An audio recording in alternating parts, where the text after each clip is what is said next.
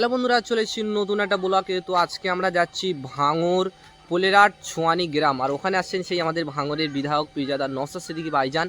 তো তার সঙ্গে আবারও আমরা চলে এসেছি দেখা করতে। ইন্টারেস্টিং একটা ব্লগ হতে চলেছে। তো চলো বেশি দেরি না করে আমরা মূল স্থানে আমরা যাব। তো চলো যাওয়া যাক। তো বন্ধুরা, ফাইনালি আমরা চলে এসেছি ছোঁয়ানি গ্রাম ঈদগাহ ময়দানের পাশেই। আর এখানে এসেই দেখো মানুষ নেই, কিন্তু বাইক ভর্তি। ভাই সব ভাইজান আসার আগে সব মানে অপেক্ষা করছি কখন আসবে। সব বাইক নিয়ে কেউ আশেপাশে বসছে, এদিকে অনেকে বসে আছে। আর আমাদের সঙ্গে সেই আমার ভাই দাদার সঙ্গে আমারও দেখা। কেমন আছে বল? ভালো আছে বল। ভাই মানুষ নেই, এত বাইক, কোথায় গেল লোকগুলো আসলে গেছে ভাইজানকে আনতে। তোমরা কেমন আছো? এই দেখা আর এই দেখা। আর স্বামীর পাশ সাথে অনেকদিন থেকে দেখা করবো, মানে আমি যেটা চাই আমার উল্টোটা এখানে হয়েছে। কি বলে সেদিনকে এক সপ্তাহ আগে ভাঙড়ে দেখা হয়েছে। আমি চেয়েছিলাম তোমার সঙ্গে গিয়ে মানে একসঙ্গে গিয়ে মানে একটা ঘুরে একটা সুন্দর জায়গায় একটা ভিডিও করবো, কিন্তু তুমি উল্টো আমার কাছে আসছো। সিস্টেমটা ঠিক আছে, একদিন ঘুরে দেখা করে ভিডিও করবি তো। বিশ্ব বাংলা গেটের ওখানে উপরে তুলে খাওয়া দাওয়া করাবি রেস্টুরেন্টে, দেখো করবো।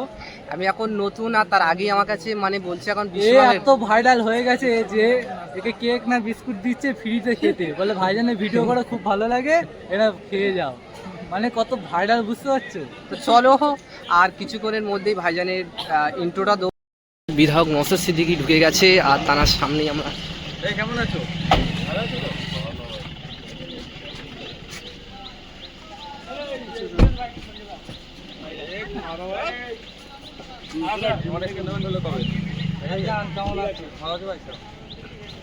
ভাইজান ভালো আছে? ভালো আছে, ভালো আছেন? ও বাইকটি নিয়ে আসুন। খবর ভালো আছে? তোমার ভাই ভাইয়ের সাথে দেখা তো, কালকে তাদের সাথে দেখা হলো, বলেছে? হ্যাঁ,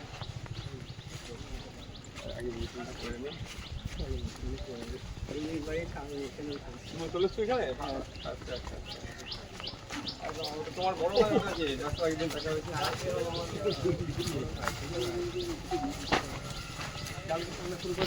কোনটা তোমার বাড়ি? পরে আমি আদর্শটা দেখতে আমি এটা বাড়ি তো, ঠিক আছে।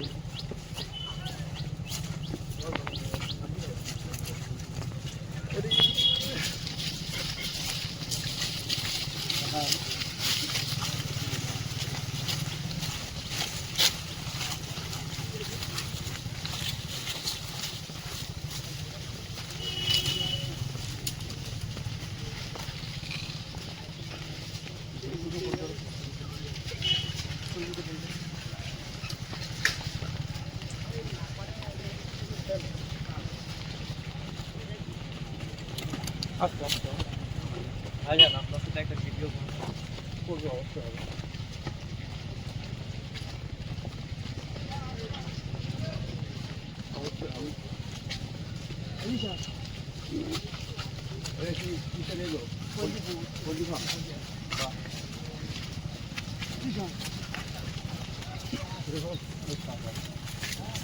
ভালো মানুষের ঘাড়ি ছিল পড়ে।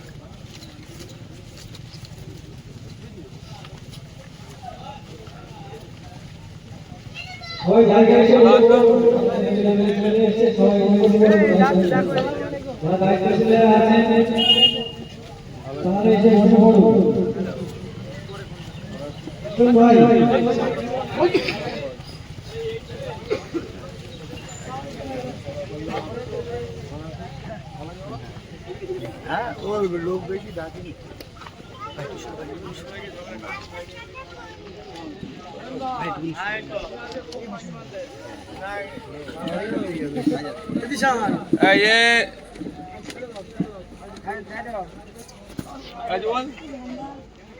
প্রথম তো আমি সাধারণ মানুষের সাথে পরিচয় দেবো, হ্যাঁ। কিছু রেখে দুটো পতাকা আছে, এখন খুলে রাখো। সাধারণ মানুষের পরিচয় হয়ে যায় যখন আমি আমার পার্টির কাজ শুরু করবো, তখন পতাকা লাগাবো। সাধারণ মানুষ সেখানে এসে ওখান থেকে পরিষেবা নাও, মানে তার একটু কী হতে পারে। যখন আমার যখন পার্টির কার্যকলাপ শুরু করবো, পতাকা ওই পিছনে দুটো খুলে দাও, ওই দুটো খুলে দাও। নাহলে একটা কাজ করো, এই এই ওটা থাক, ওটা থাক, ওটা থাক। এই একটা 40 মিলিয়নে লাগিয়ে দাও। টেবিল নিয়ে চলে আসো, এখানে ওটা তুলে নিয়ে চলে আসো। ভালো আছে?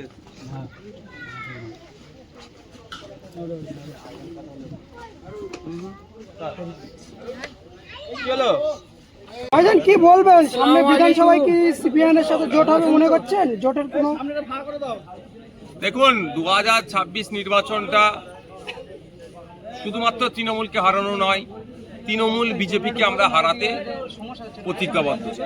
তাই বিজেপি তৃণমূলকে হারাতে গেলে শুধু লেফট ফ্রন্ট, সিপিএম বা কংগ্রেস ব্যাপার নয়, আরও যে সমস্ত রাজনৈতিক দলগুলো আছে সকলকে সাথে নিয়ে ঐক্যবদ্ধভাবে যাতে বিজেপি তৃণমূলের বিরুদ্ধে আমরা ঐক্যবদ্ধ লড়াই করতে পারি তার চেষ্টা আমরা চালাচ্ছি, অলরেডি শুরু করে দিয়েছি। সুতরাং সিপিএম বা কংগ্রেসকে বাদ দিয়ে তো নয়, অবশ্যই তাদেরকে নিয়েই আমরা চাইছি যে বিজেপি এবং তৃণমূলকে যাতে বাংলা থেকে পরাস্ত করা যায়। কারণ এই বিজেপি আর তৃণমূল মুদ্রার এপিট ওপিট, একজন শাসকে আছে, একজন প্রধান বিরোধীতে আছে।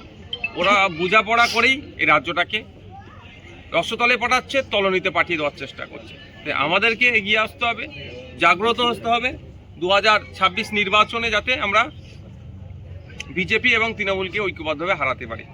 26-এ মিম পার্টি অর্থাৎ আসাদুদ্দিন ওয়াইসি তিনি বাংলায় 294 জায়গায় সিট দেবে, তার সঙ্গে কি জোট করা আছে? তিনি তো শুধু মুসলিম পার্টি নিয়েই তো শুধু ভোট করে। দেখুন, উনি 294 জায়গায় সিট দেবে আপনাকে কে বলেছে? মিডিয়ার মাধ্যমে শুনেছে। মিডিয়ার কথা আর মিম পার্টির অফিসিয়াল স্টেটমেন্টের মধ্যে দুটো অনেক তফাৎ।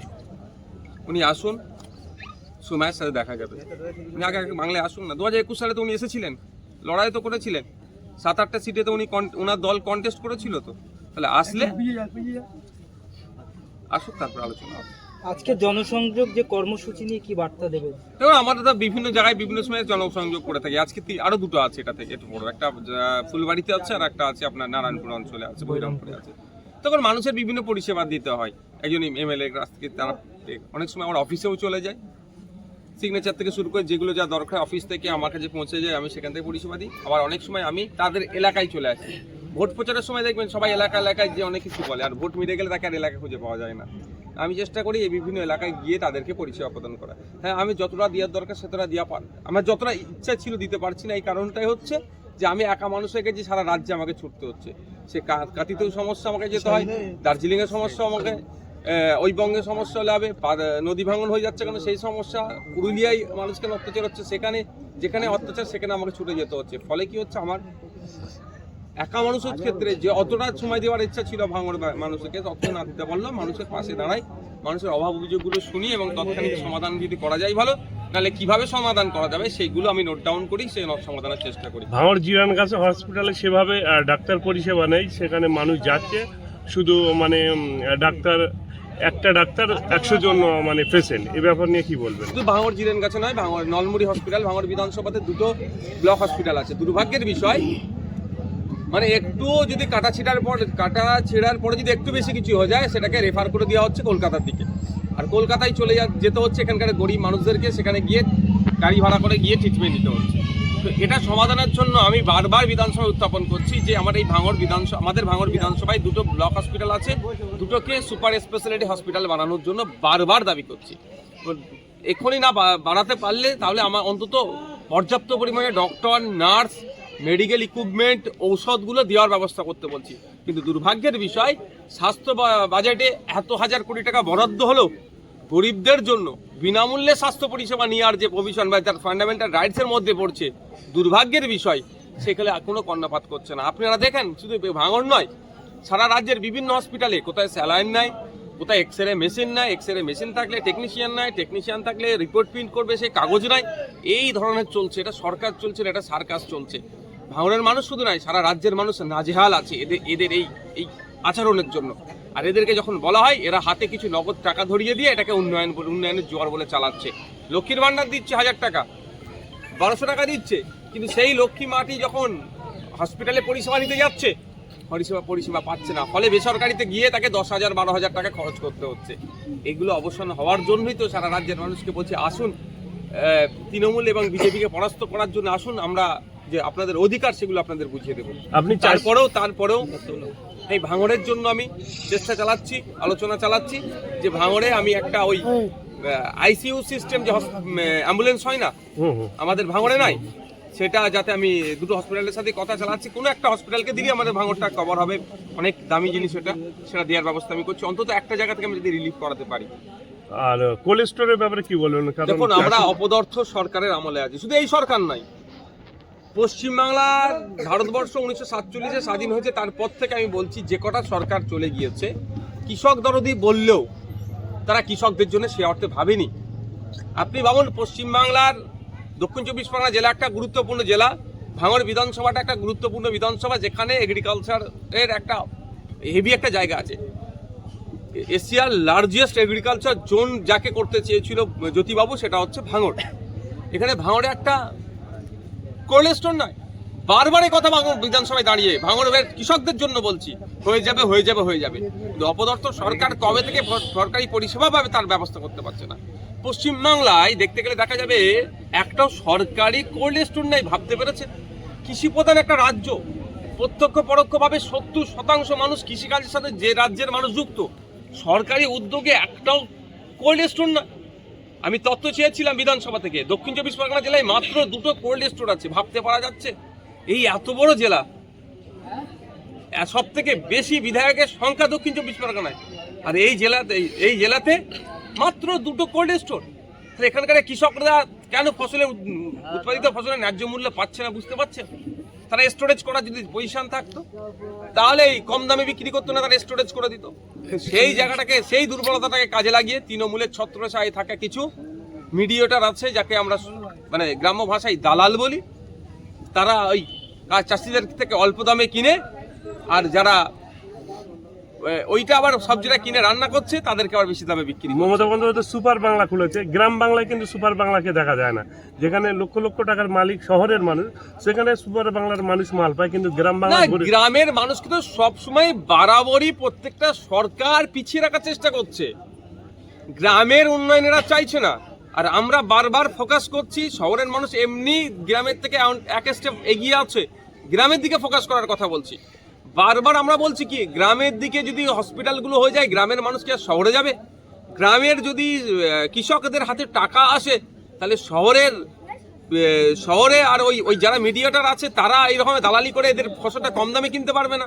কিন্তু এখানে সেই প্রভিশন থাকে, বিভিন্ন কাউন্টার করছেন, সুপার বাংলা থেকে শুরু করে বিভিন্ন কাউন্টার। দেখুন, ম্যাক্সিমাম কাউন্টারটা শহর লাগু আছে, গ্রামের মানুষ যে অ্যাক্সেস পাবে সেই জায়গাটা এরা রাখছে না। এর বিরুদ্ধে আমরা বারবার করি, বিধানসভায় বারবার প্রশ্ন করি মন্ত্রীকে, যে কৃষকদের মাসিক গড় আয় কত এখন বেড়েছে? বলছে বেড়ে গেছে, অনেক কৃষকরা ইনকাম করছে। তো কত টাকা মাস গেলে ইনকাম করছে সে তথ্য দিন। সেই তথ্য দিতে এরা অপারগ, এরা তথ্য দিতে এরা তথ্য দিতে পারে না। এরা কৃষকদের অবস্থা তলনিতে চলে গিয়েছে। লাস্ট একটা, শওকত মোল্লা প্রায় দৈনন্দিন কর্মী সভা জনসমাবেশ করছেন, সেই তুলনায় আপনি সাপ্তাহিক কি মাসিক কর্মী সভা করছেন। আমরা দেখছি শওকত মোল্লার হাত ধরে অনেক আইএসএফ কর্মী তৃণমূল কংগ্রেসে যোগদান করছে, কিন্তু তৃণমূল কংগ্রেসের একটাও কর্মী আপনার হাত ধরে যোগদান করছেন। এর থেকে আইএসএফ এর যারা কর্মী আছে তাদের মন মানসিকতা ভেঙে যাচ্ছে। দেখুন, আইএসএফ এর কর্মীর মন মানসিকতা ভাঙার কোনো জায়গা নাই। যারা যাচ্ছে দুটো কারণে যাচ্ছে, ব্যবসা বাণিজ্য, মিথ্যা কেস, একটা ব্যবসা বাণিজ্য আর মিথ্যা কেস দিয়ে তাদেরকে করে দেবে, ভয় দেখাচ্ছে। তারা কি রুজি রুটির ক্ষেত্রে অনেকে তারা আত্মসমর্পণ করে নিচ্ছে।